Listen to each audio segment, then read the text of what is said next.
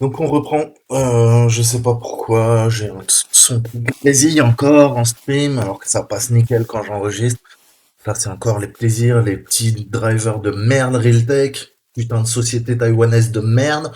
Je fais un gros bisou aussi à Nvidia avec leurs putain de drivers buggés qui peuvent également foutre la merde.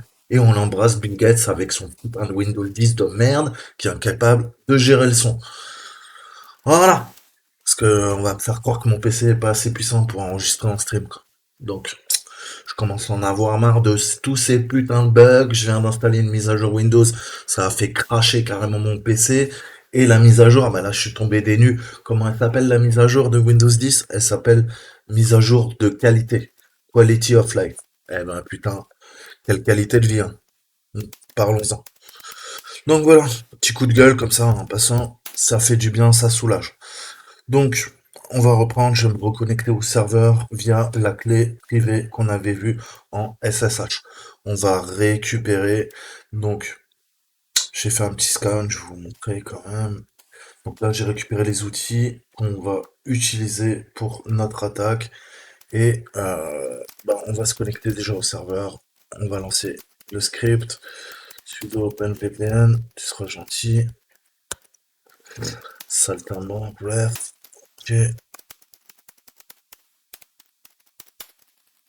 Ok, donc là je suis connecté, ça dégage sur le bureau 2.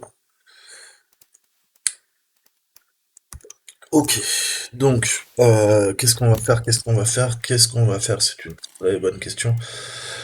Eh ben on va se connecter tout simplement sudo ssh-i, je dois l'appeler clé, en route sur l'adresse IP qu'on connaît tous maintenant, c'est non, c'est pas ça, c'est 200, 100, 200.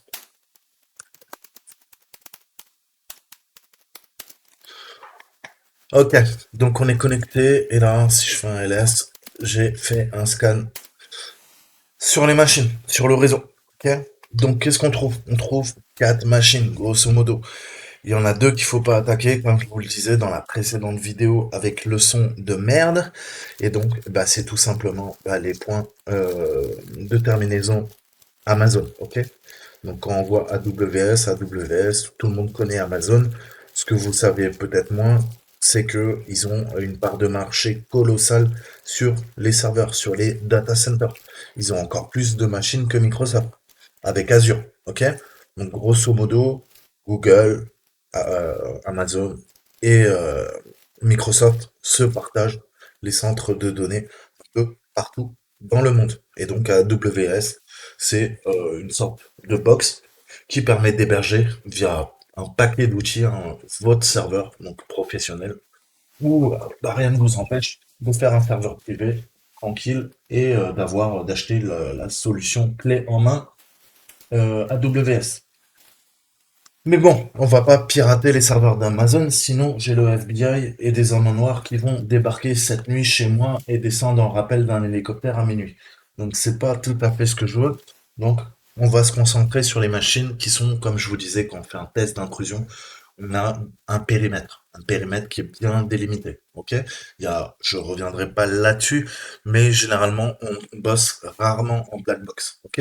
Allez voir mes vidéos sur la cybersécurité si vous voulez bosser dedans et comprendre le principe de white box, gray box, black box. Black box, le périmètre est total, ok?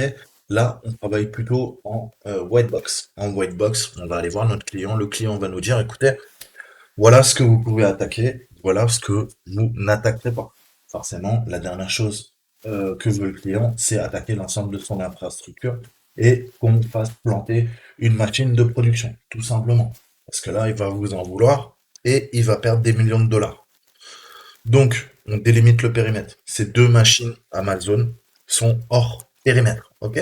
Pour rappel, donc on va ouvrir, on va répondre à quelques questions et on voit qu'on a deux machines qui nous intéressent. On va dégager la 250 et on va dégager la 100. Je vais ouvrir le cours et on va reprendre tout simplement où on en était. Donc là, on va faire de l'énumération à partir du serveur web, ok? À partir de là, on va essayer de trouver une faille pour rebondir sur notre deuxième serveur. Donc, reprenons. Donc nous, on se fait wreath. Voilà. Donc, cette machine, on va pivoter sur celle-ci. Il faut découvrir laquelle est, et ensuite, il y aura celle de Thomas tout en bas. Et ça, on sait que c'est un système à jour, Windows 10 et tout ça. Il faudra faire de l'évasion. Mais continuons. On est sur la partie, donc, énumération. Et j'ai fait un scan, donc, sur la machine. Qu'est-ce qu'ils nous disent? Ils nous disent bien, attention, la machine qui se termine en 250 et en 1, mais en 1 c'est en 0, il faut surtout pas l'attaquer. Donc, qu'est-ce qu'on fait? Bah, si on regarde bien, s'il y a 4 machines dans le scope et qu'il y en a 2 hors scope, bah, il y en a plus que 2. On va attaquer 2 machines et on va pas attaquer les autres, naturellement. Donc, déjà, on a la 100 et ils veulent pas qu'on attaque la 250, ok? Donc si on en retire 2, on en a 4, et ben on en attaque 2. Bon, ça c'était pas très compliqué. Maintenant, pour être sûr qu'on a bien compris, il nous demande en ordre croissant quelle est en fait tout simplement les machines qu'on a détectées et qu'on va venir attaquer. Ok? Hop, laissez-moi vous traduire ça. Ok, super. Putain, aujourd'hui, je sais pas ce qu'il y a, mais tout crache. Tout crache. Firefox a craché. Maintenant, c'est mon truc. Excusez-moi, je suis un peu de mauvaise humeur, mais ils me cassent les couilles, ça. Ils font des mises à jour, ils font tout planter, quoi. Donc, excusez-moi, je suis en train de réinstaller mon traducteur automatique parce que je suis un gros flemmard.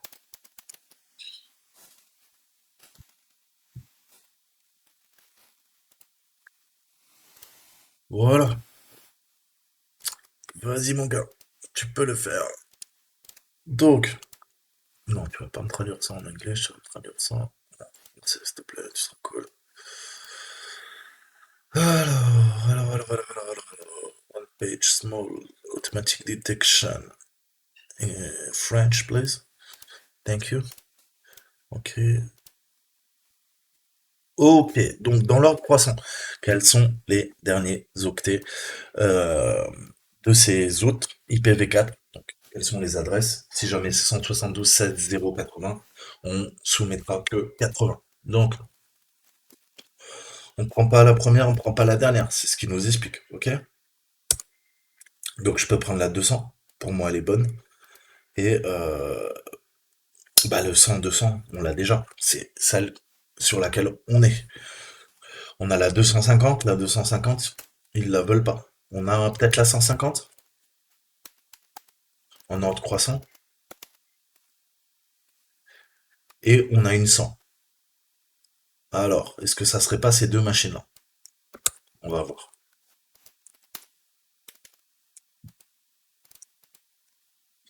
Donc moi, je dirais 100, 150. Donc c'est bien ça. Donc, qu'est-ce qu'on fait? Petit réflexe, on va mettre à jour nos notes.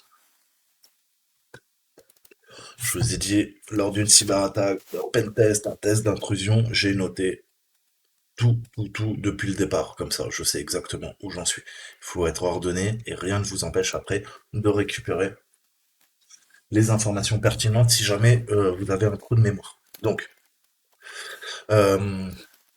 suite à l'analyse des logs, je comprends euh, que deux machines sont hors scope. Donc, on va mettre ces deux machines. Donc, qu'est-ce qu'on a dit, nous? La 200, on est déjà dessus, elle ne nous intéresse pas. La 250, c'est sûr.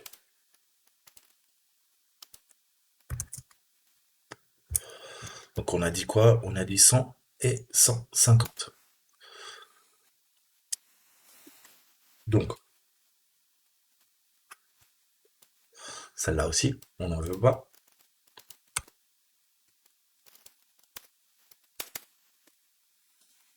Donc, elles font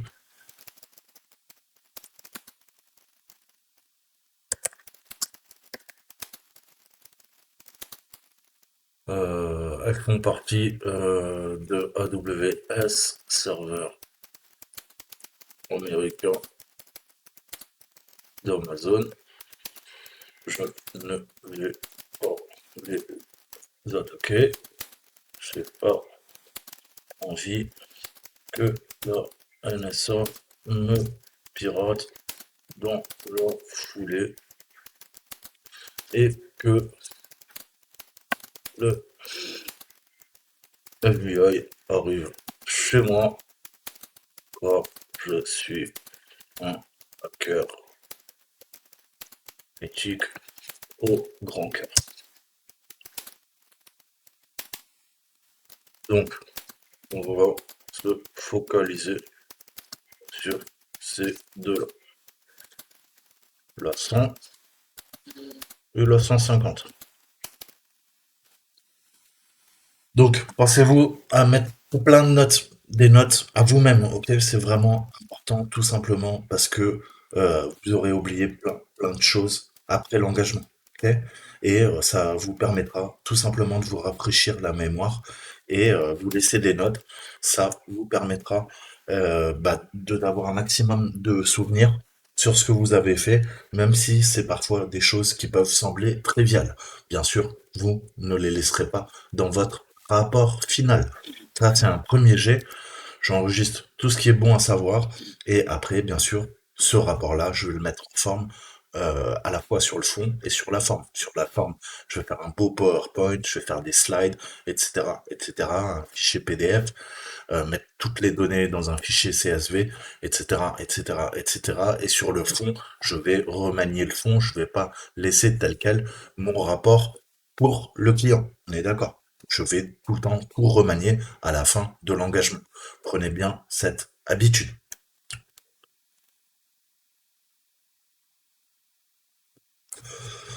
Donc là, j'ai mes notes. Je vais sauvegarder et on va retourner sur notre machine et répondre aux quelques questions qui restent. Donc, on a répondu, on sait maintenant les deux machines qu'on va attaquer. On a une autre question qui suit et la question est la suivante. Donc, scannez les machines et dites-nous. Alors attendez, ouais, scanner les machines et laquelle en fait ne retourne pas le statut filtered, donc filtré sur chaque port.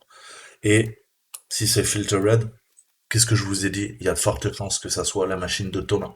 La machine de Thomas, c'est un Windows 10 derrière un pare-feu. Il y a de fortes chances que ça soit la machine de Thomas qui soit filtrée. Donc, laquelle ne renvoie pas le statut, bah, on peut regarder directement. On a la 50 et on a celle-là. Pour moi, c'est la 100. Ok? La 100, il nous dit que tout est filtré. Là, par contre, on arrive à savoir qu'il y a 3 ports ouverts. Donc, à mon avis, on va venir attaquer celle-là pour finir sur celle-ci. Ok? Dans l'ordre. Donc, laquelle est pas filtrée? Bah, laquelle est pas filtrée, c'est la 105.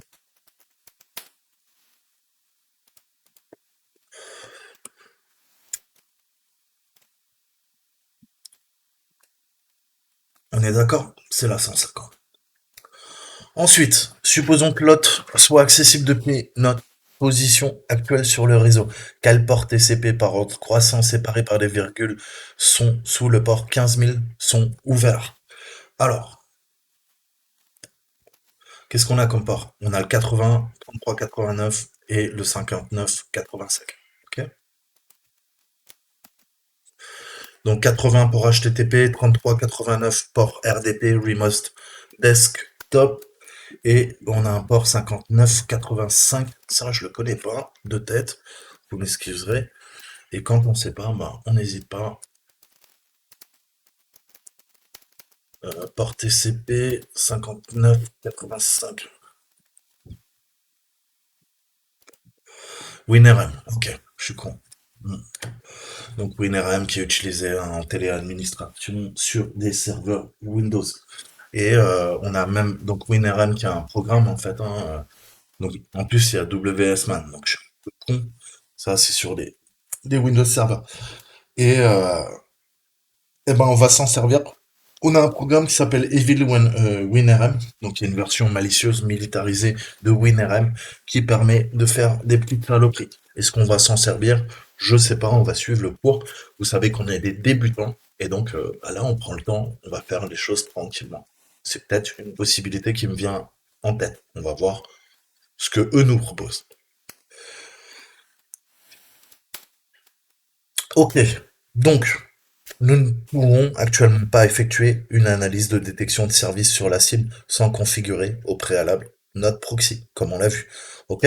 Supposons que les services que Nmap a identifiés en fonction de leur numéro de port soient exacts. N'hésitez pas à expérimenter d'ailleurs d'autres types de scans via un proxy après avoir terminé notre pivot sur la machine. Donc en supposant que les estimations de services faites par Nmap soient exactes, lequel des services trouvés est le plus susceptible de contenir une vulnérabilité exploitable? Alors, on voit que là, on est bloqué. On voit par contre que si on regarde la structure, hein, tout en haut, vous savez que bah, tout à l'heure on avait uniquement notre serveur de prod. Et là, maintenant qu'on a scanné, qu'on a trouvé les bonnes adresses, donc la machine qui commence par 150 et qui termine par 100, enfin qui termine par 150 et 100, on voit que les deux maintenant sont apparus. Par contre, vous avez vu que j'ai essayé de pinguer à partir de ma machine. Je n'y arrive pas. Je vais vous montrer. Ok. Donc, on ne peut pas pinguer la 150. Et malheureusement, on voit bien que c'est la 150 sur laquelle on doit pivoter. Et c'est pareil. Si jamais j'essaie de me connecter sur le port 80, on voit que le port 80, malheureusement, ça donne rien du tout. Ok. Ça, ça nous laisse dans le vent. Donc, eh ben, il va falloir qu'on effectue là, à proprement dit, notre attaque par pivot. Comment on peut faire ça? Comment, comment on peut découvrir en fait des informations sur un serveur qui me filtre en fait, hein, qui me bloque au niveau du pare-feu? Je peux ni m'y connecter parce que là il me bloque. Je connais pas le chemin absolu que je dois rentrer dans mon navigateur web pour accéder soit aux ressources, soit peut-être à une mire de connexion. Donc, avant de lancer notre attaque par pivot, en utilisant les outils, bah, je vous conseillerais d'aller voir les vidéos, hein. On va utiliser Shuttle, je pense, parce que on sait que c'est une machine Unix. Linux, c'est notre centre OS. Donc, je pense qu'on va se servir de ça. Parce que ça marche super bien, c'est super efficient. Et pourquoi se casser la tête? J'ai envie de vous dire. Donc, le premier truc qu'on peut faire, en fait, quand on a un doute en fait, comme ça, et qu'on sait pas trop quoi faire, bah le meilleur moyen, c'est de faire un curl, tout simplement. Ok? Donc, qu'est-ce que je vais faire? Je vais retourner sur la machine de prod, et là, je vais me faire un curl tout simple. Je vais lui demander de faire un HTTP banner grabber. Ok? Je vais récupérer la bannière et savoir un petit peu ce qui s'y passe. Donc, je fais un curl sur mon adresse IP qui, moi, en l'occurrence, m'intéresse. Et là, vous voyez qu'on n'a pas encore rebondi, fait notre pivot, mais on récupère des petites informations quand même intéressantes, super intéressantes. Donc on va analyser tout ça. On a le CSS, rien de bien sexy. Là, on a une erreur en 404. On voit la requête via un get. On a en effet notre adresse IP, mais là, on voit qu'on n'y accède pas. Là, on voit qu'il y a une composante. On a du Django déjà, visiblement. Donc ça, c'est une information. Je vois qu'il y a une mire de connexion, visiblement, registration login, et on voit une autre composante git stack. Donc ça, déjà, ça peut être super intéressant parce que on a trois informations pertinentes. On sait qu'il y a une composante Django, une composante git stack, et que clairement, il y a une mire de connexion. Donc, est-ce qu'on pourrait pas exploiter ces informations pour parvenir à notre fin? Est-ce que ça serait pas git stack, par exemple? Donc c'est bien ça. Donc on a du git stack qui tourne sur le port 80. Et est-ce que je pourrais pas éventuellement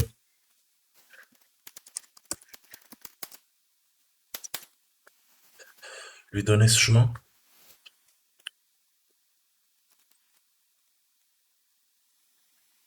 Non,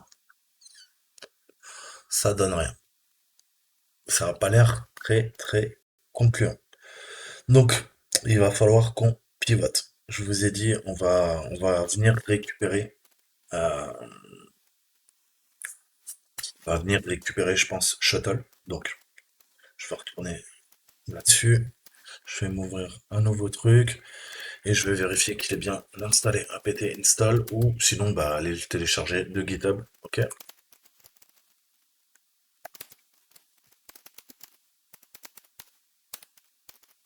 Et là l'avantage c'est que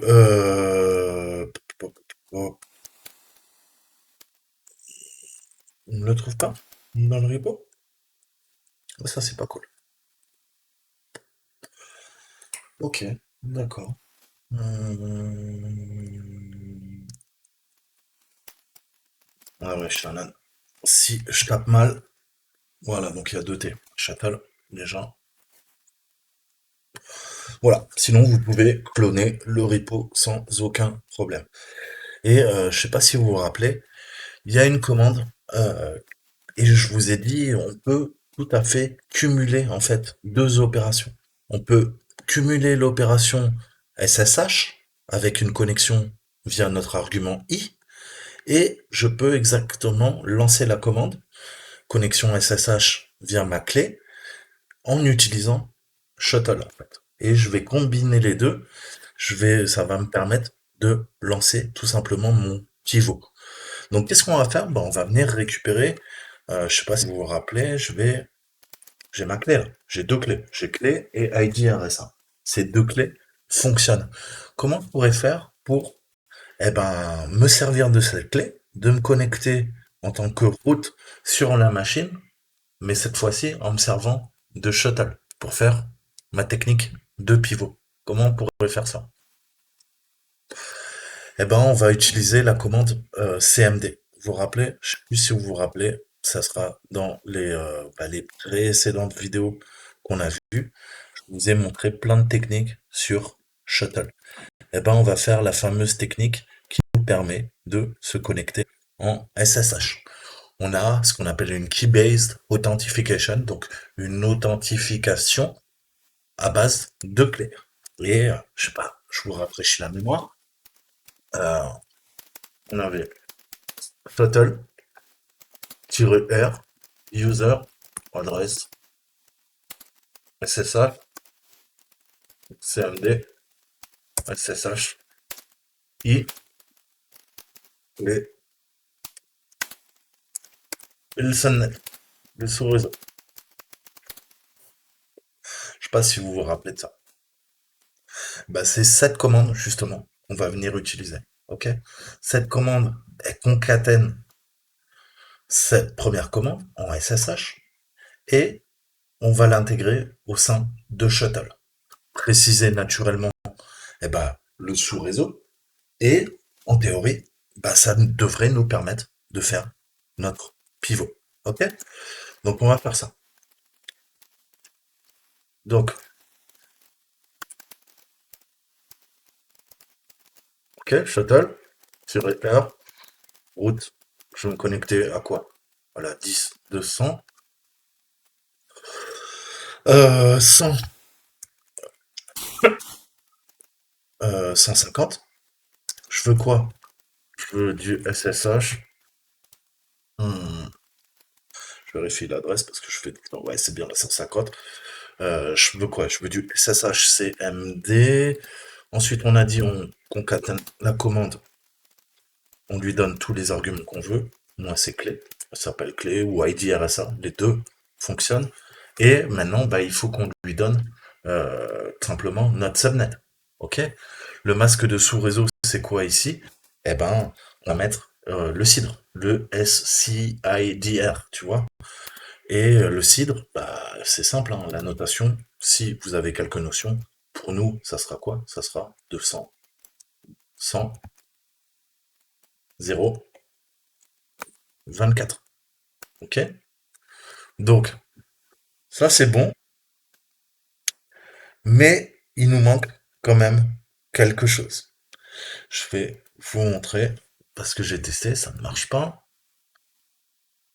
la partie qui nous intéresse. SSH tunneling, ouais. Donc ça, il n'y a pas de souci. Allons voir la partie shuttle. On va se rafraîchir un peu la mémoire.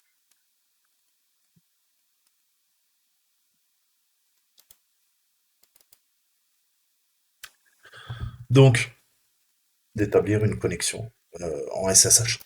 Donc, on va se relancer le service en SSH. On va se faire un sudo SSH start et vérifier qu'on a bien notre port 22 qui est ouvert sur la machine. Donc, je vais faire un status et le 22, il est autorisé. Donc, en théorie, on devrait pouvoir faire quelque chose. Ok? Donc, si je relance, on a toujours ce message d'erreur. Donc ça, c'est plutôt intriguant. Si je fais ça, il me dit clé permission denied.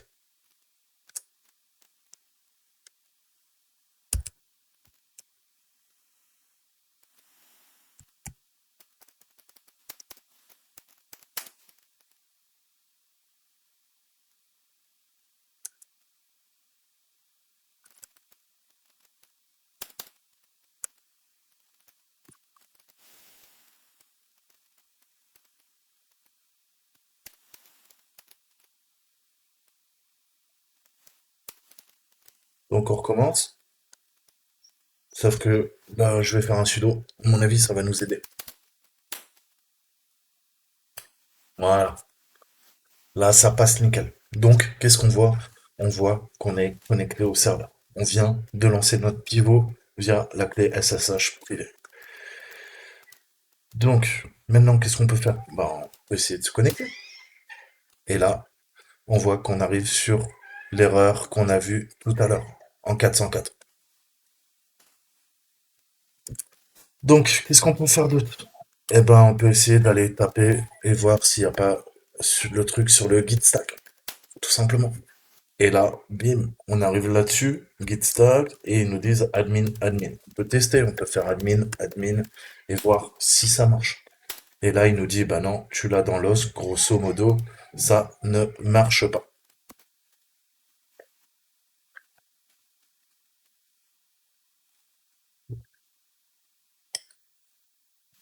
Donc, ça avance tout doucement. Mais j'espère que vous avez compris le principe. Ils nous disent d'ailleurs, ouais, en effet, tu peux accéder à cette page. Et est-ce que bah, les credentials, les default credentials, le mot de passe par défaut, donc le couple, les username et password, admin, admin, est-ce que ça marche? Bah non, ça marche pas du tout. On est d'accord. Ensuite, eh ben, il faut qu'on retourne au tableau, exactement, et qu'on réfléchisse à une autre solution. Comment peut-on faire pour régler ce petit souci? Là, on commence à être à nouveau bloqué puisque bah, on n'a malheureusement pas le couple username et password. Qu'est-ce qu'on peut faire pour essayer de se sortir de cette impasse? Ok? Donc, pardon.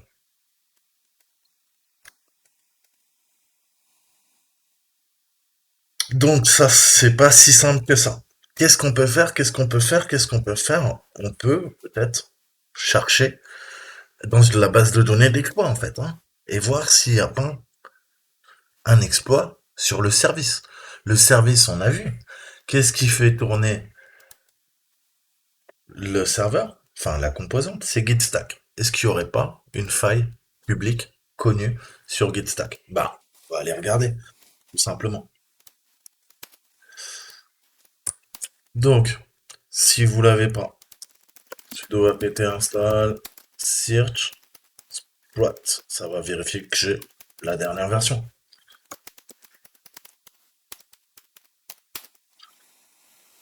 Euh, Pourquoi on ne le trouve pas? Hum, Ah ouais, parce que c'est pas Watch, je suis un peu bête. Comment il s'appelle déjà? Splot.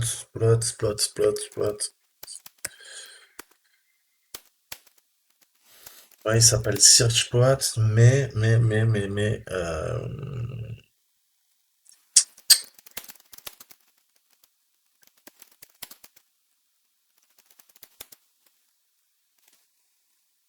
je sais que le paquet a un autre nom.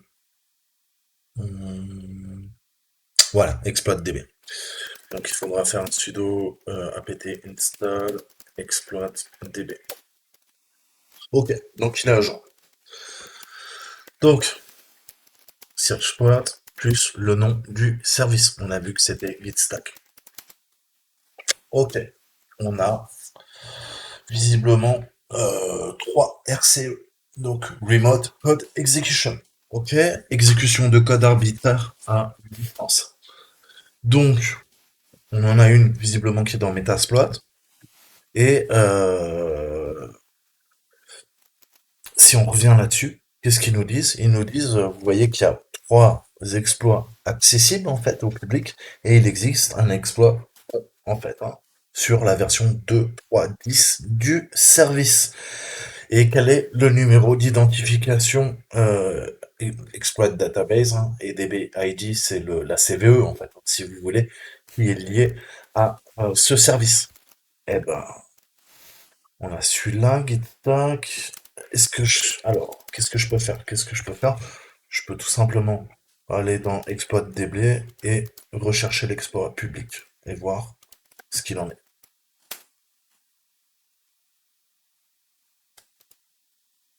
Donc,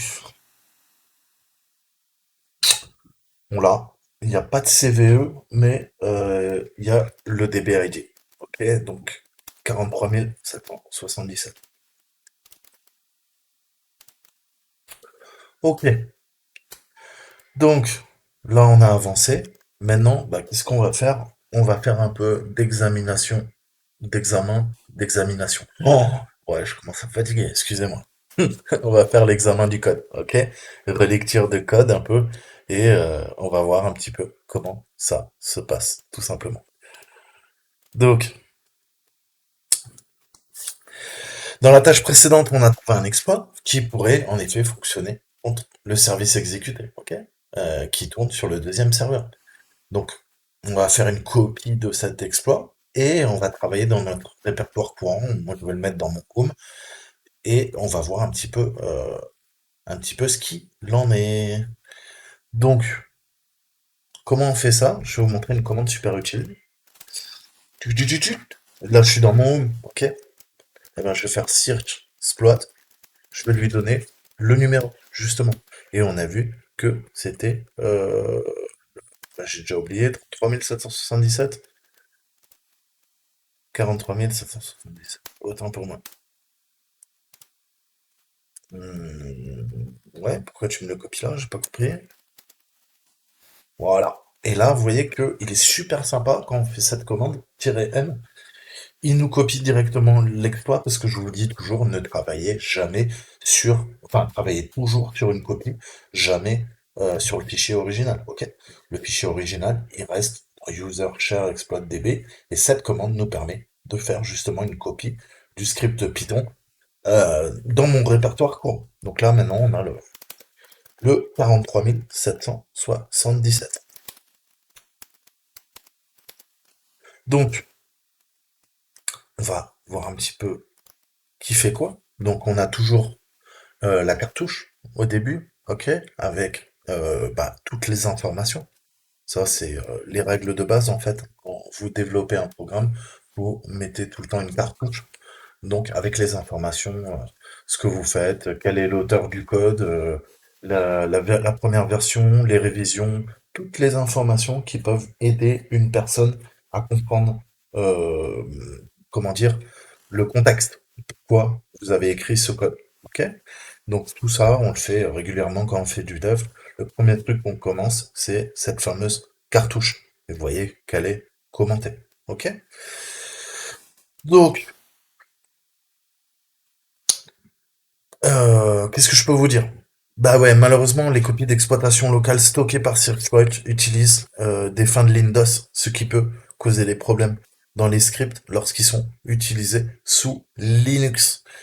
Donc malheureusement, il faut convertir en fin de ligne Linux et pas en fin de ligne DOS. Ok?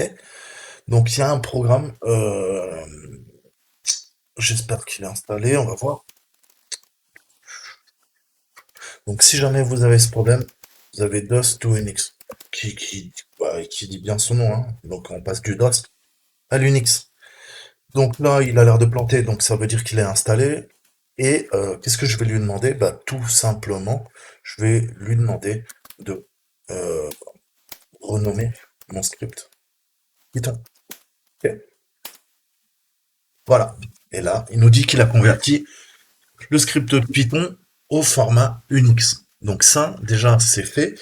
Et comme vous savez qu'on est plusieurs à travailler sur la machine et qu'on fait les choses bien, je vais automatiquement renommer mon script Python euh, pour bien préciser que c'est moi qui l'utilise. Donc le 4377, il va devenir Saltimbanque. Point. Qu'est-ce que j'ai fait? Oui, fais-toi un café. Qu'est-ce que j'ai fait? 43 777. Comment ça, non, cette feuille? MV 43 777. Ah, et puis, ok. Parfait, il est là. Donc, ça, c'est bon. On a notre petit script maison. Euh, et un truc à savoir, au cas où, vous pouvez, avec SED, donc SED, hein, si jamais vous n'avez pas DOS to Unix qui est disponible, vous pouvez utiliser cette commande pour convertir manuellement. On va faire un sedi et on va lui demander justement de reconvertir nos fins de ligne avec cette syntaxe. Ok. Ok. Et ensuite, vous mettez votre script. Donc, si votre script c'est toto.py, voilà. Vous faites ça, vous faites entrer, vous faites sudo même peut-être parce que vous allez réécrire. Voilà, ça fait le boulot, ok, via la commande set. Donc ça va épurer et convertir les fins de ligne en Unix via cette modification. Donc une fois qu'on a converti notre fichier, il est temps de lire l'exploit et de s'assurer que nous savons ce qu'il fait. Ok. Le fait que l'exploit soit sur exploit.db signifie qu'il est peu probable qu'il soit malveillant. Mais il n'y a aucune garantie, qui fonctionnera. Et je vous ai dit, par réflexe, ayez toujours euh, relisez les codes, les scripts que vous utilisez. Ok. Même si vous avez qu'une connaissance morcelaire euh, en programmation, il faut quand même jeter un coup d'œil. S'il y a pas des trucs qui attirent votre œil. Ne jamais exécuter un script fait par une personne tierce sur votre machine. En effet, hein, c'est le meilleur moyen de se faire pirater, en fait, hein. Faut pas être dupe. Ok? Donc c'est pour ça que c'est important à un certain niveau de vraiment se mettre à la programmation. Apprenez les langages de programmation.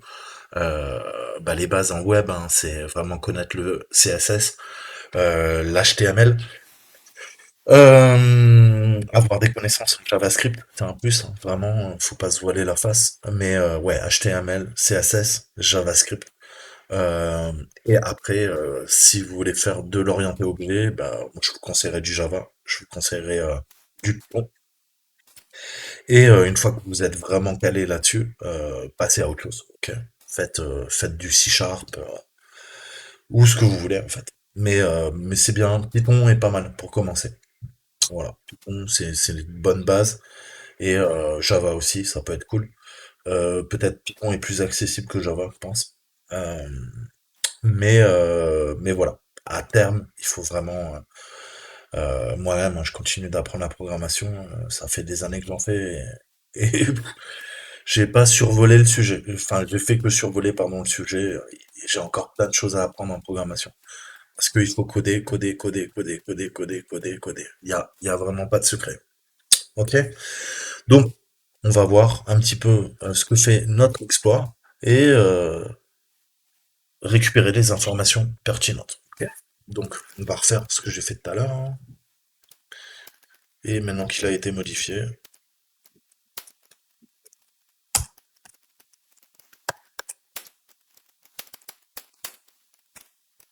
voilà. Donc, je vous ai dit dans la cartouche, on a les informations sur l'auteur. Ok.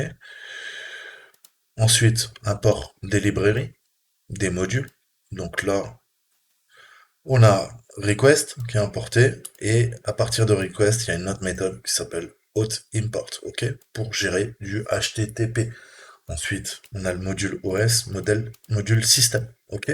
Donc là, honnêtement, ça devrait parler et couler de source, ok. Ça, c'est tout ce qui appelle système, système d'exploitation et requête. Requête, pourquoi? Parce qu'on va se baser sur le port HTTP et on va jouer sur une authentification basique. En effet, qu'est-ce qu'on veut? Eh ben, on veut se connecter à la mire de connexion. La mire de connexion, bah, authentification en HTTP basique, via quoi? Via un couple, bah, username et password, nom d'utilisateur et mot de passe. Qu'est-ce que fait une RCE? C'est une faille qui est introduite dans le système qui va nous permettre de faire un bypass, de contourner l'authentification, la mire de connexion.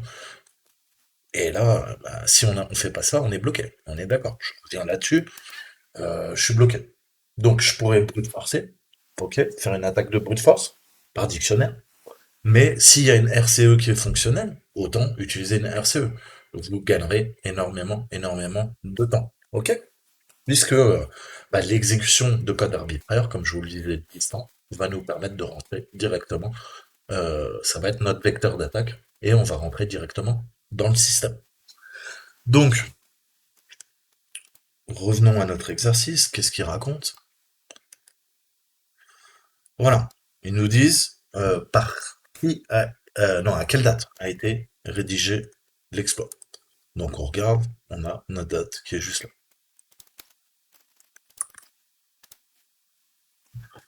Ok. Ensuite, qu'est-ce que ça dit? Eh ben, ça nous dit que comme il s'agit d'un script Python, la version du langage utilisé pour écrire le logiciel est important. Tout ça, vous savez qu'il y a plusieurs versions de Python. On a Python 1, Python 2, Python 3. Là, on est en 3.9, je crois. 3.94, 3.97, bientôt en 4. Ok? Donc, de nombreux exploits plus anciens sont écrits en Python 2 ou en Python 1. Ces exploits ont tendance à être incompatibles avec l'interpréteur Python 3 et vice-versa. Donc ça, vraiment, faut le savoir. Sinon, vous allez galérer. Donc, avant de pouvoir faire autre chose, en fait, nous devons déterminer si cet exploit a été écrit en Python 2 ou en Python 3. La manière la plus rapide, en fait, de faire ça, c'est de rechercher les instructions print. Print, vous savez, c'est afficher. C'est pas imprimer, c'est afficher sur l'écran. Donc, par exemple, print hello world, ça veut dire imprime-moi sur l'écran, donc sur la sortie, sur le standard output, std out, le Hello World, le message Hello World. Ok, c'est le premier truc qu'on apprend dans tous les langages de programmation. Le premier programme qu'on code, c'est un programme Hello World. C'est pour nous entraîner et pour comprendre les bases.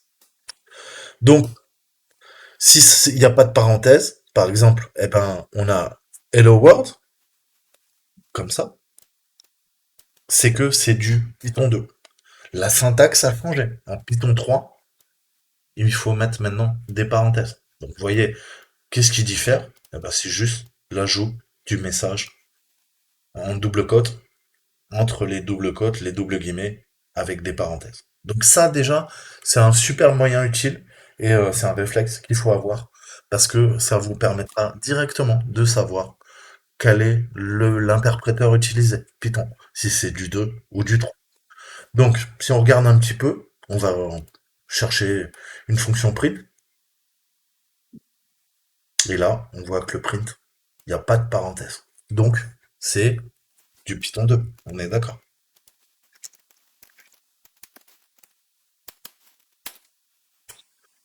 Ensuite, maintenant qu'on sait ça, euh, on peut l'exécuter de deux manières. Donc vous savez que pour l'utilisation directe de l'interprète approprié, on l'appelle en fait, hein. On va faire Python 2, Python 3, plus le nom du script. Ok? Donc ça, vous devriez le savoir. Ensuite, on ajoute une ligne shebang en haut de l'exploit. Un shebang indique au chargeur du programme Unix quel interpréteur utiliser pour exécuter un script. Ok? Donc les shebangs, ils commencent tout le temps par ça. Ça, c'est un shebang. Ok? Dièse, point d'exclamation. Donc quand vous spécifiez ensuite le chemin absolu vers l'interpréteur, eh ben, c'est pour ça que je vous dis tout le temps, au début d'un programme Python, vous voyez très souvent ça. Python 3 ou Python 2. Ou parfois shebang bin sh. Ok? Eh ben, qu'est-ce que ça veut dire? Ça signifie que nous exécutons le script en utilisant notre point exploit pi, s'il s'appelle exploit pi, et l'interpréteur correct va être chargé en fonction de ce qui est défini dans le code source. On est d'accord? Et c'est comme ça qu'on sait. Et cette commande, c'est quoi? Point. Vous savez que ça veut dire je veux travailler dans le répertoire courant, slash, plus le nom de mon programme. Là, j'exécute exploit.py directement dans mon répertoire courant. Ok? Donc ça, c'est les bases, hein. Mais bon, c'est toujours bon de revoir tout ça. Et là, allons voir le shebang. Il est où mon shebang?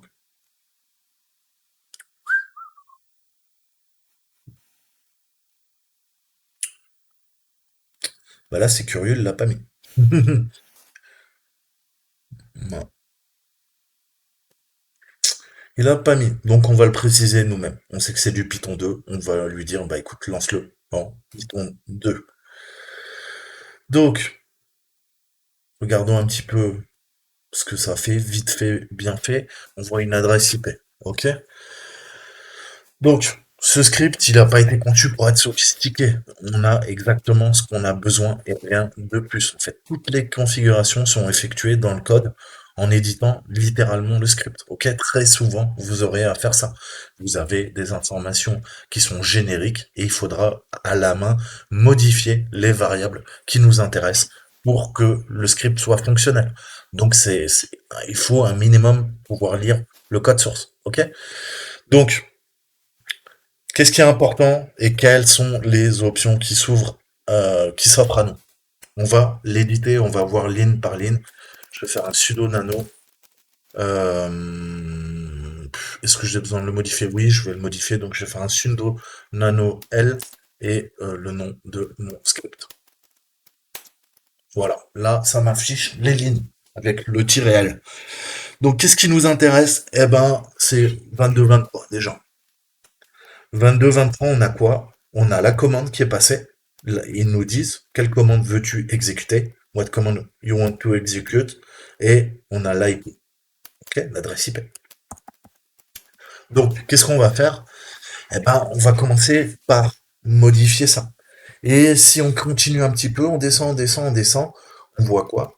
On a le repo, c'est RCE, le username, c'est RCE, le password, c'est RCE, et on a l'authentification via un jeu, le CSRF, token. OK?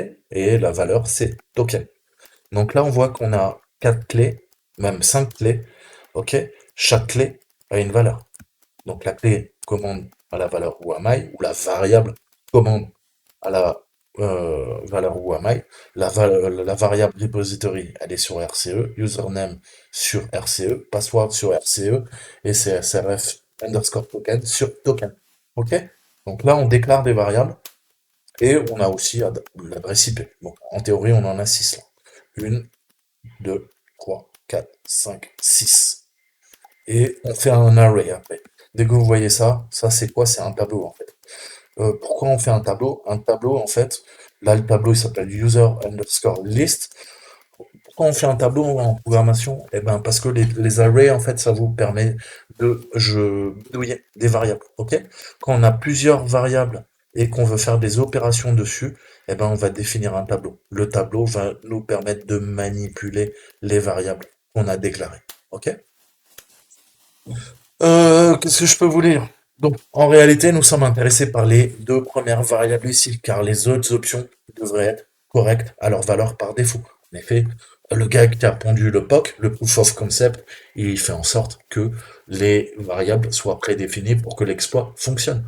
Par contre, il compte sur nous pour modifier les variables qui nous intéressent. Et les deux variables qui nous intéressent, vous avez dû le comprendre, c'est les deux premières que je vous ai citées. Qu'est-ce qu'on va modifier là? On va modifier notre adresse IP et on va modifier la valeur de la variable commande. Ok. Parce que, honnêtement, qu'il exécute Whamai, je m'en bats un peu les couilles. Excusez-moi, hein, je suis un peu trivial, assez vulgaire. On va modifier ça et on va lui faire passer une commande qui est beaucoup plus malicieuse et qui va nous permettre de faire ce qu'on veut et de se connecter au serveur. Donc, qu'est-ce qu'on va faire? Bah, on va modifier l'adresse IP et la commande. Ça va nous permettre de spécifier respectivement notre cible et la commande à exécuter. Donc, l'adresse IP, on la connaît, je crois, hein, et on va voir un petit peu comment eh ben, on effectue ça, tout simplement. Donc, l'adresse IP, eh ben, c'est l'adresse IP de la bonne cible. Ok. Et on l'a choisi dans le shuttle. Dans le shuttle, on a défini une adresse IP de la cible. Et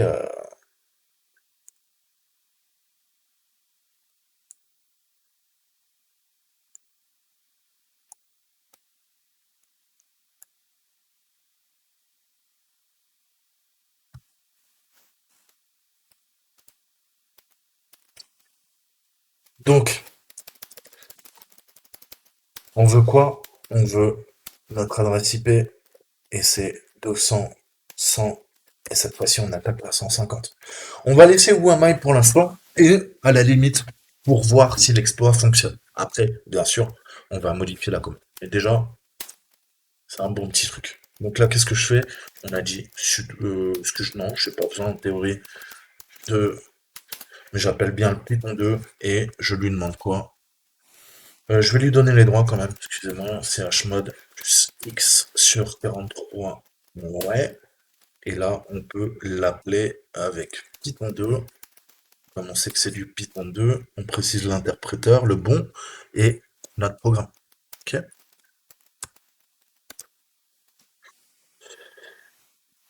Ah, bah ça y est, ça commence à foirer, c'est ça que c'est bon. C'est ça que c'est bon. Et si je précise pas,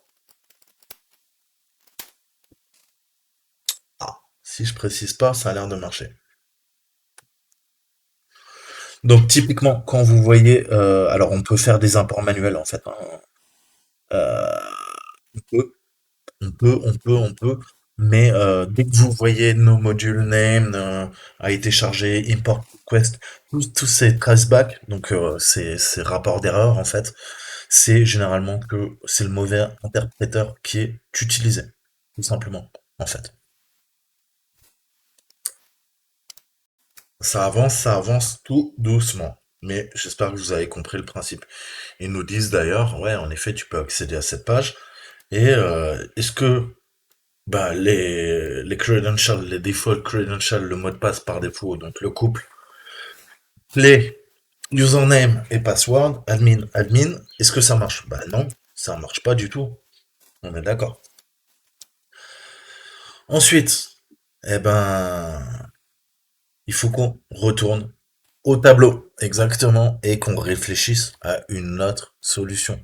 Comment peut-on faire pour régler ce petit souci? Là, on commence à être à nouveau bloqué puisque bah, on n'a malheureusement pas le couple username et password. Qu'est-ce qu'on peut faire pour essayer de se sortir de cette impasse? Ok? Donc, pardon.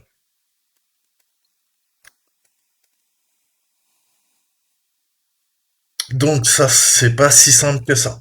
Qu'est-ce qu'on peut faire? Qu'est-ce qu'on peut faire? Qu'est-ce qu'on peut faire? On peut peut-être chercher dans la base de données d'exploit en fait, hein, et voir s'il n'y a pas un exploit sur le service.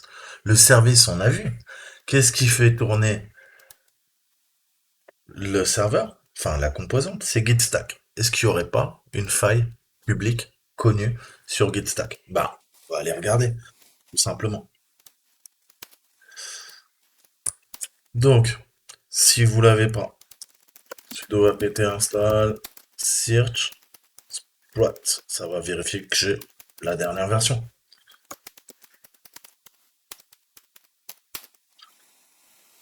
Euh, Pourquoi elle ne le trouve pas? Hum, Ah ouais, parce que c'est pas Watch, je suis un peu bête. Comment il s'appelle déjà? Splot.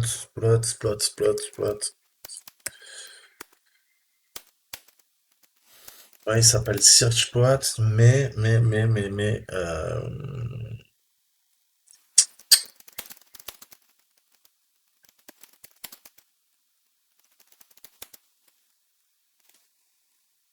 je sais que le paquet a un autre nom. Hum, Voilà, exploitdb. Donc il faudra faire un sudo apt install exploitdb. Ok, donc il est à jour. Donc, searchploit plus le nom du service. On a vu que c'était gitstack. Ok, on a visiblement 3 RCE. Donc, Remote Code Execution. Ok, exécution de code arbitraire à distance. Donc, on en a une visiblement qui est dans Metasploit. Et si on revient là-dessus, qu'est-ce qu'ils nous disent? Ils nous disent, vous voyez qu'il y a 3 exploits accessibles en fait au public, et il existe un exploit en fait sur la version 2.3.10 du service. Et quel est le numéro d'identification exploit database, et DBID, c'est la CVE en fait, si vous voulez, qui est lié à ce service. Eh ben, on a celui-là, Gitac. Alors, qu'est-ce que je peux faire? Qu'est-ce que je peux faire? Je peux tout simplement aller dans exploit DB et rechercher l'exploit public et voir ce qu'il en est.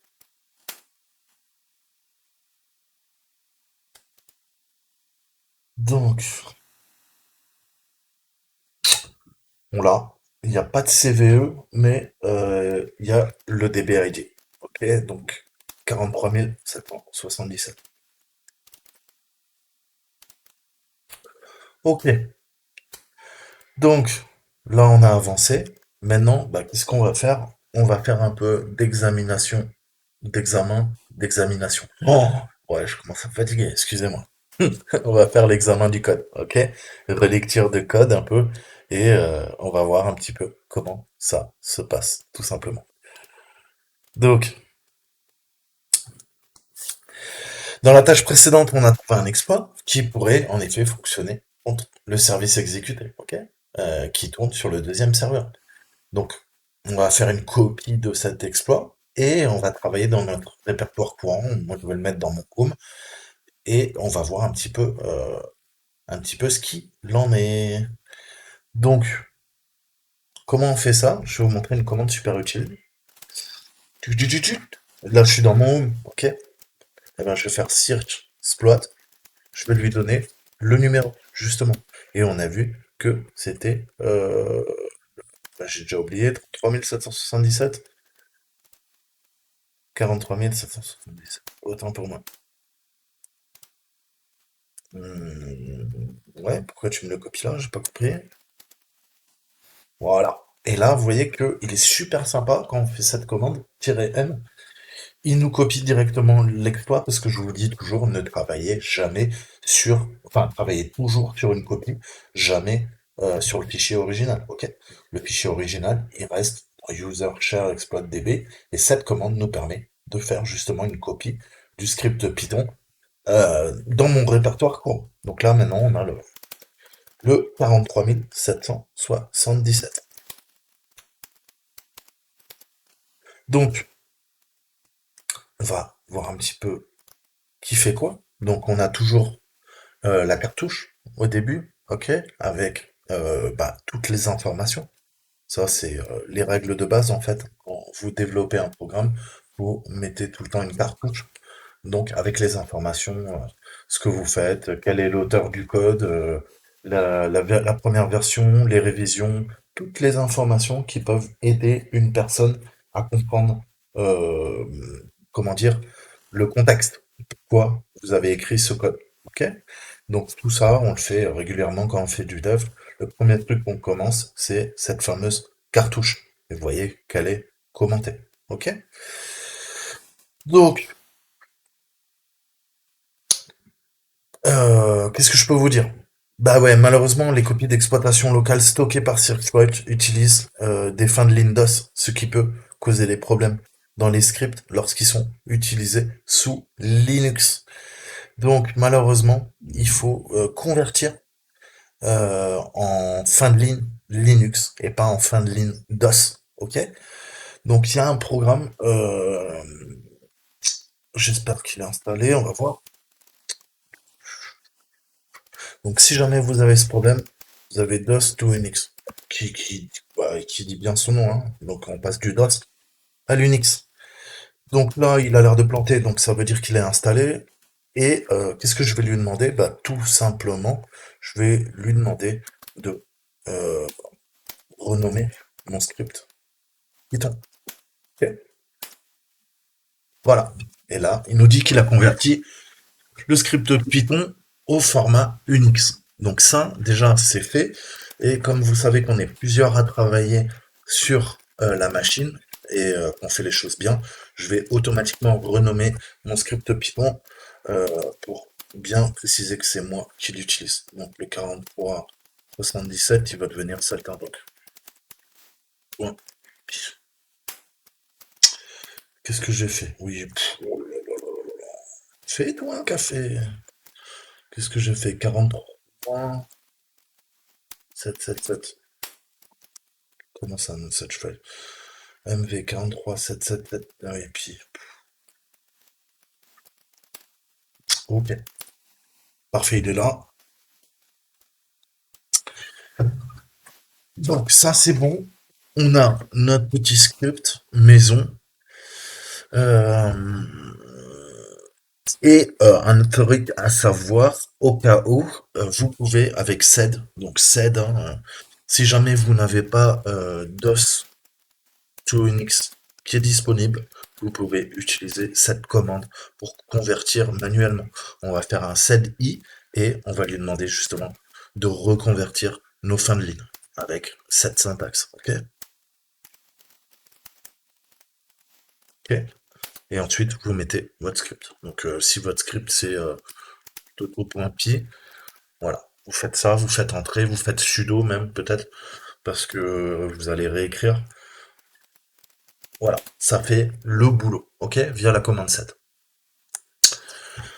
Donc ça va épurer et convertir les fins de ligne en Unix via cette modification. Donc une fois qu'on a converti notre fichier, il est temps de lire l'exploit et de s'assurer que nous savons ce qui est fait, ok? Le fait que l'exploit soit sur l'exploit de DB signifie qu'il est peu probable qu'il soit malveillant. Mais il n'y a aucune garantie, qui fonctionnera. Et je vous ai dit, par réflexe, ayez toujours euh, relisez les codes, les scripts que vous utilisez. Ok? Même si vous avez qu'une connaissance morceleur euh, en programmation, il faut quand même jeter un coup d'œil. S'il y a pas des trucs qui attirent votre œil. Ne jamais exécuter un script fait par une personne tierce sur votre machine. En effet, hein, c'est le meilleur moyen de se faire pirater, en fait, hein. Faut pas être dupe. Ok? Donc c'est pour ça que c'est important à un certain niveau de vraiment se mettre à la programmation. Apprenez les langages de programmation. Bah, les bases en web, hein, c'est vraiment connaître le CSS, l'HTML, avoir des connaissances en JavaScript, c'est un plus, hein, vraiment, faut pas se voiler la face. Mais ouais, HTML, CSS, JavaScript. Euh, et après, si vous voulez faire de l'orienté objet, bah, moi, je vous conseillerais du Java, je vous conseillerais du Python. Et une fois que vous êtes vraiment calé là-dessus, passez à autre chose. Ok. Faites du C Sharp ou ce que vous voulez en fait. Mais c'est bien, Python est pas mal pour commencer. Voilà, Python c'est une bonne base et Java aussi, ça peut être cool. Peut-être Python est plus accessible que Java, je pense. Euh, Mais voilà. À terme, il faut vraiment. Moi-même, hein, je continue d'apprendre la programmation. Ça fait des années que j'en fais. Et j'ai pas survolé le sujet. Enfin, j'ai fait que survoler, pardon, le sujet. Et j'ai encore plein de choses à apprendre en programmation. Parce qu'il faut coder, coder, coder, coder, coder, coder, coder, coder. Il y a vraiment pas de secret.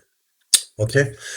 Donc, on va voir un petit peu ce que fait notre exploit et récupérer des informations pertinentes. Ok. Donc, on va refaire ce que j'ai fait tout à l'heure, hein. Et maintenant qu'il a été modifié,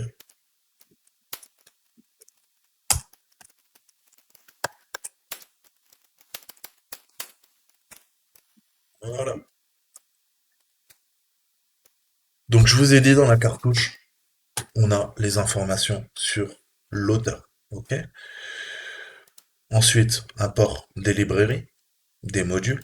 Donc là, on a request qui est importé et à partir de request, il y a une autre méthode qui s'appelle auth-import, ok, pour gérer du HTTP. Ensuite, on a le module OS, module système, ok. Donc là, honnêtement, ça devrait parler et couler de source, ok. Ça, c'est tout ce qui appelle système, système d'exploitation et requête. Requête, pourquoi? Parce qu'on va se baser sur le port HTTP et on va jouer sur une authentification basique. En effet, qu'est-ce qu'on veut? Eh ben, on veut se connecter à la mire de connexion. La mire de connexion, bah, authentification en HTTP basique, via quoi? Via un couple, bah, username et password, nom d'utilisateur et mot de passe. Qu'est-ce que fait une RCE? C'est une faille qui est introduite dans le système qui va nous permettre de faire un bypass, de contourner l'authentification, la mire de connexion. Et là, bah, si on fait pas ça, on est bloqué. On est d'accord. Je reviens là-dessus. Je suis bloqué. Donc je pourrais brute forcer, ok, faire une attaque de brute force par dictionnaire. Mais s'il y a une RCE qui est fonctionnelle, autant utiliser une RCE. Donc vous gagnerez énormément, énormément de temps. Ok?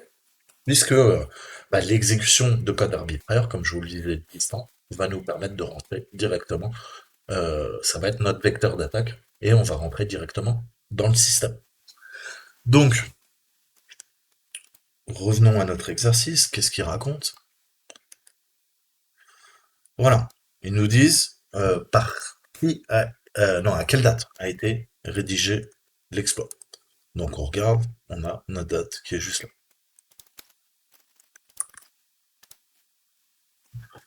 Ok. Ensuite, qu'est-ce que ça dit? Eh ben, ça nous dit que comme il s'agit d'un script Python, la version du langage utilisé pour écrire le logiciel est important. Tout ça, vous savez qu'il y a plusieurs versions de Python. On a Python 1, Python 2, Python 3. Là, on est en 3.9, je crois. 3.94, 3.97, bientôt en 4. Ok?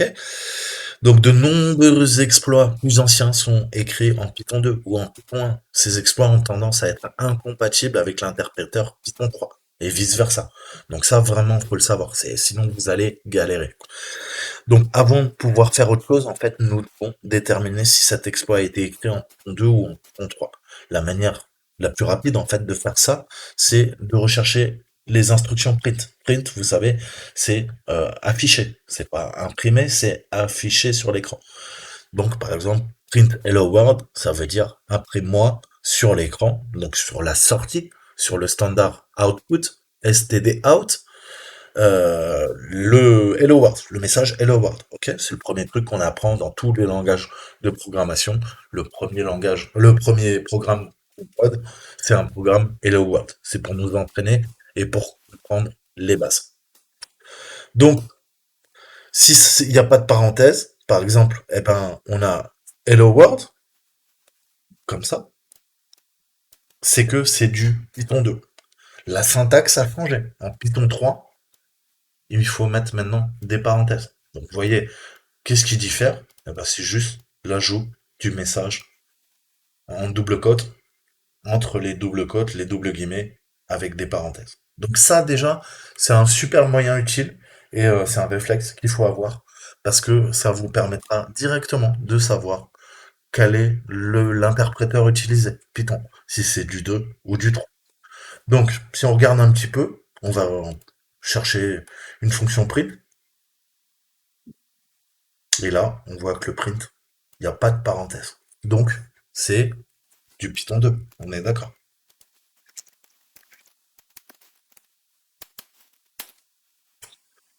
Ensuite, maintenant qu'on sait ça, euh, on peut l'exécuter de deux manières. Donc vous savez que pour l'utilisation directe de l'interprète approprié, on utilise, on l'appelle en fait, hein. On va faire Python 2, Python 3, plus le nom du script. Ok. Donc ça, vous devriez le savoir. Ensuite, on ajoute une ligne shebang en haut de l'exploit. Un shebang indique au chargeur du programme Unix quel interpréteur utiliser pour exécuter un script. Ok. Donc les shebangs, ils commencent tout le temps par ça. Ça, c'est un shebang. Ok. Dièse, point d'exclamation. Donc quand vous spécifiez ensuite le chemin absolu vers l'interpréteur, eh ben, c'est pour ça que je vous dis tout le temps, au début d'un programme Python, vous voyez très souvent ça. Python 3 ou Python 2. Ou parfois, shebang bin sh. Ok. Eh ben, qu'est-ce que ça veut dire? Ça signifie que nous exécutons le script en utilisant notre point exploit pi, s'il s'appelle exploit pi, et l'interpréteur correct va être chargé en fonction de ce qui est défini dans le code source. On est d'accord? Et c'est comme ça qu'on sait. Et cette commande, c'est quoi? Point. Vous savez que ça veut dire je veux travailler dans le répertoire courant, slash, plus le nom de mon programme. Là, j'exécute exploit.py directement dans mon répertoire courant. Ok. Donc ça, c'est les bases, hein. Mais bon, c'est toujours bon de revoir tout ça. Et là, allons voir le shebang. Il est où mon shebang?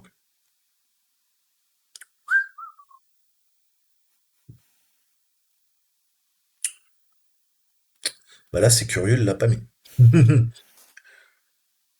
Non, il a pas mis. Donc on va le préciser nous-mêmes. On sait que c'est du Python 2. On va lui dire, bah écoute, lance-le en Python 2.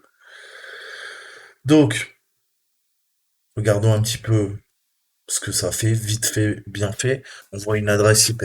Ok.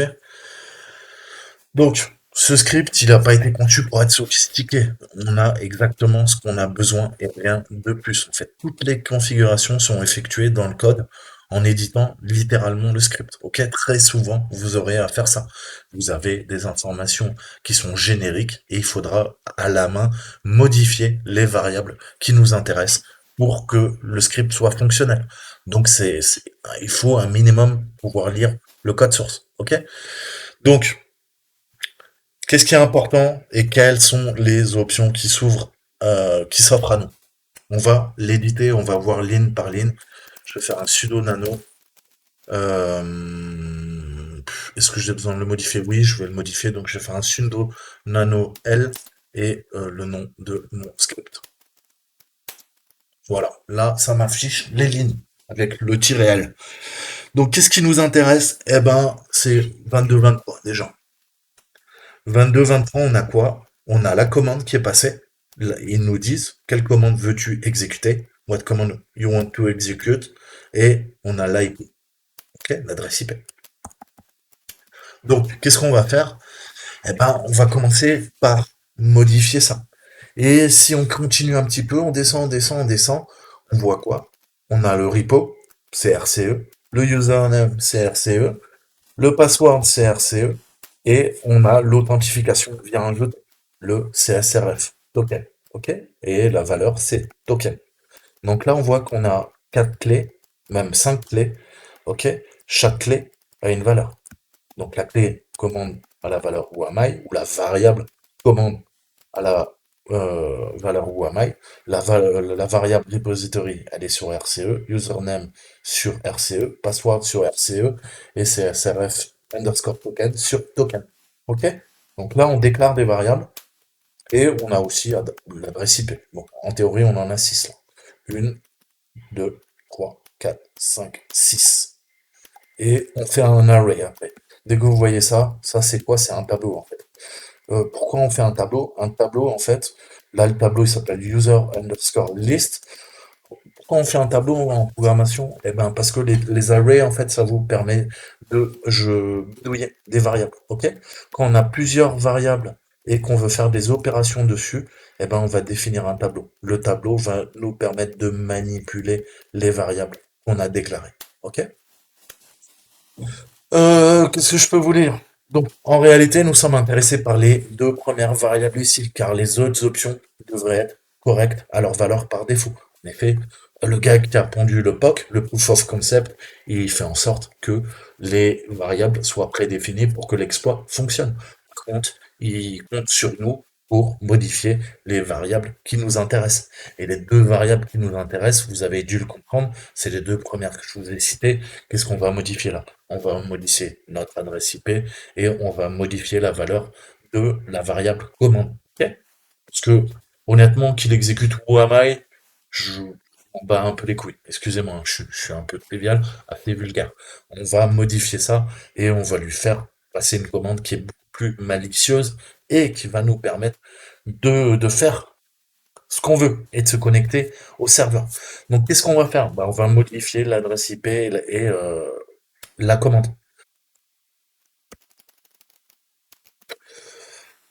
Notre adresse IP, on l'aurait remplacé par quoi? On l'aurait remplacé par localhost, deux points, et le port que j'aurais choisi. Par exemple, 4444. Ok? Moi, j'ai pas fait une redirection de port. Ça marche aussi. J'ai décidé d'utiliser le proxy via S-Shuttle. Ok? Donc là, moi, je mets l'adresse IP. En fait, je me prends pas la tête. Ok? Donc, on a notre adresse IP qui est modifiée. Donc, je vous ai dit, on va laisser où un mail. C'est une commande assez bonne pour confirmer que l'exploit bah, existe, fonctionne en fait. Et on va voir un petit peu euh, ce que ça fait, très brièvement.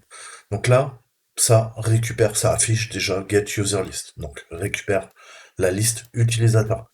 Ça fait un try. Ok. Définit une variable R. R, c'est quoi? Bah, ça fait un get sur request. Vous vous rappelez que request, au tout début, on a fait un import sur le module request. Pourquoi? Pour pouvoir s'en servir lors d'une auto-authentification basique en HTTP. Eh ben, si on avait déclaré ça, eh ben, ça n'aurait pas marché. Pourquoi? Parce que le module, on n'a pas fait notre import. Le premier truc à faire, c'est importer les modules Python qu'on va utiliser, en fait. Et après seulement, on peut les appeler dans notre code source. Donc, ça récupère la liste des utilisateurs au format JSON, ok? Et user list, ça fait un remove, ouais, sur every. Ok. Ensuite, un exit, ça passe à la fonction suivante. Ça va parcourir la liste d'utilisateurs avec length, ok, la longueur. Et vous voyez bien qu'on se sert du tableau dont je vous ai parlé ici, le user list. On va parcourir tous les noms d'utilisateurs de notre tableau. Dans le tableau, on a quoi? On a tous les noms d'utilisateurs et on va les parcourir. Une fois qu'on a trouvé le bon, ça affiche, on lui demande d'afficher, donc avec le bon format de l'utilisateur, et on lui dit utilisateur prouvé. Ok? Sinon, si c'est pas ça, on passe à une boucle et on fait soit ça, soit ça. Et soit ça, c'est quoi? Eh ben, on fait une requête en poste avec une API REST, ok? Avec l'adresse IP, les données. Donc on a deux clés, on a username et mot de passe, password, ok, qui sont déclarés. Ça crée un utilisateur. Et sinon, eh ben ça affiche utilisateur créé, tac tac tac tac tac, et l'utilisateur existe déjà, ok. Je ne peux pas créer l'utilisateur et ça quitte, ok. Donc il y a deux possibilités, ce qui est un petit peu normal. Soit l'utilisateur est déjà existant, soit il le crée, soit il peut pas le créer parce que l'utilisateur existe déjà. Donc c'est une de ces trois étapes. Ok? Ensuite, il fait un get sur request, toujours via REST. Donc si vous connaissez pas REST, allez voir un petit peu REST, ce que c'est très utilisé. Et, et REST permet de faire bah, pas mal d'opérations en fait, hein, mais voilà, si on revient rapidement, Representational State Transfer, c'est quoi? C'est REST, un style d'architecture logicielle définissant un ensemble de contraintes à utiliser pour créer des services web. C'est tant mieux. Et on a le RESTful qui permet l'interopérabilité en fait entre les ordinateurs sur Internet. Ok? Donc on a des interfaces de programmation, on en utilise plein. Vous avez le JavaScript Object Notation, ok, le JSON, on a le SO aussi. Voilà, mais en entreprise, vous verrez très souvent soit du RESTful, soit du SOAP. Ou d'autres, ça dépend en fait de ce que vous faites. Ok? Mais, euh, mais voilà, donc c'est très utilisé. Allez voir un petit peu ce qu'est l'interface de programmation REST. Qu'est-ce que c'est? Ok? Allez voir, il y a plein de ressources, histoire de comprendre un petit peu. Donc, ensuite, donc là, un message, soit c'est vrai, soit c'est faux. Si c'est vrai, ça nous dit, écoute, le repo web est déjà activé. Et sinon, eh ben, ça nous dit, j'active le repo web. OK? Et après, soit interface web correctement activée, soit impossible de connecter l'interface web. OK? Donc, ça parcourt, là, ça, bah, la liste des repos, ok, ça fait encore une fois une requête en get. La get, c'est la méthode. On va aller récupérer des informations directement sur la machine, ok, via l'adresse IP, et on parcourt notre repository list via le fichier JSON. Et vous avez vu que plus en haut, là, bah oui, on s'en est servi. On a fait une user list, et on a notre URL list au fichier JSON. Et ben là, c'est pareil. On fait pareil avec le repos. OK?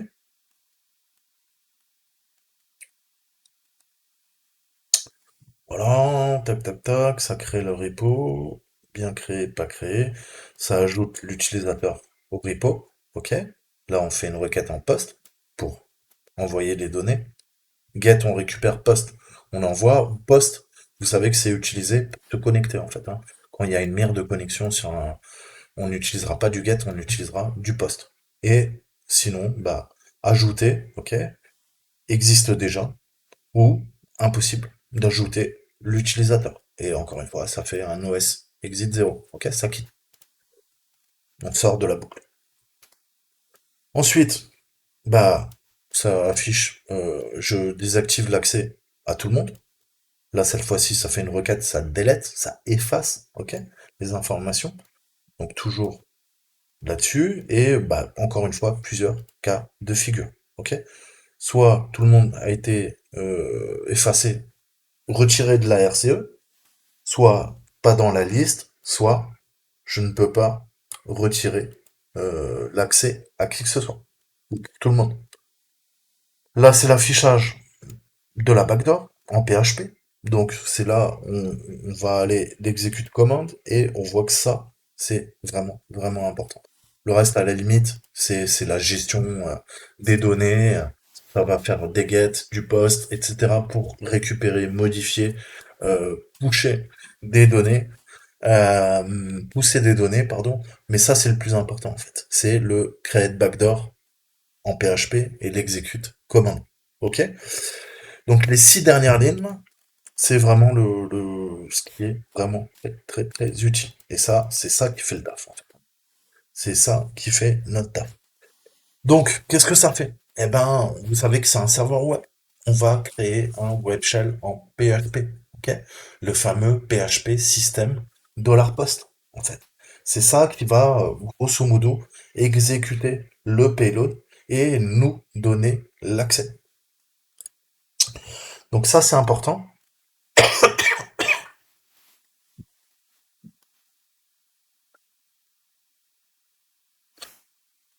Hum, hum, hum.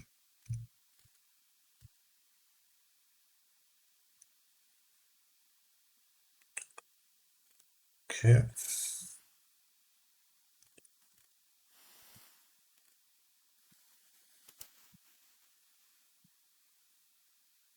Donc on l'a là.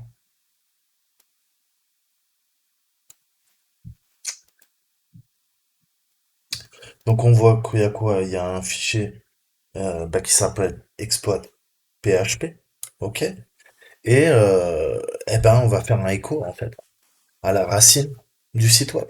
Et ensuite, on va essayer d'accéder en publiant la commande et on va la pousser vers quoi? Vers web exploit.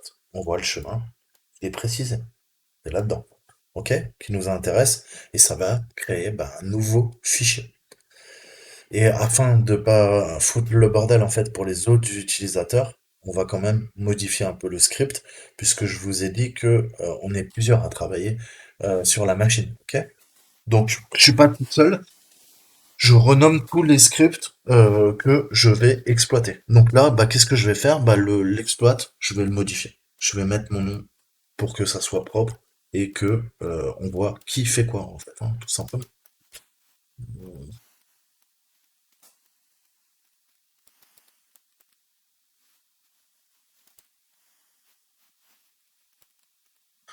Et maintenant, ils nous disent, après avoir ajouté un shebang, voilà, changé la cible et mis à jour le nom du fichier exploit.php, l'exploit devrait maintenant être entièrement configuré pour que nous effectuions l'attaque du piratage. Ok? Donc juste pour confirmer que vous avez fait attention au script, quel est le nom du cookie défini dans la requête post faite à la ligne 74, 73, si vous n'avez pas ajouté le shebang. Vous vous rappelez? Vous vous rappelez ou pas? Je vous ai dit au tout début, on a CSRF token? Non. Donc à l'envoi. CTRL O, CTRL X, 74.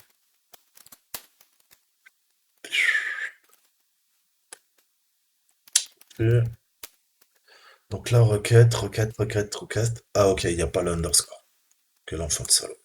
C'est CSRF token. Voilà.